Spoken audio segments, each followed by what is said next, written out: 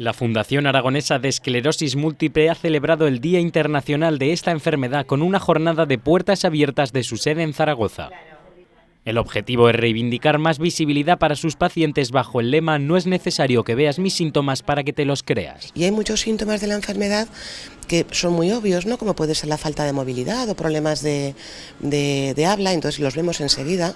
Y sin embargo hay otros que son invisibles, como dice el lema, ¿no? Como puede ser la depresión, confusión mental, dificultad al tragar. Se calcula que más de 1.500 personas sufren esclerosis múltiple en Aragón, una enfermedad más frecuente en mujeres y con unos síntomas que pueden variar mucho en cada paciente. Que te pone unos límites la enfermedad, pero que aprendes un montón. Yo he aprendido un montón de la enfermedad y te limita de hacer cosas que hacías antes, pero tiras para adelante.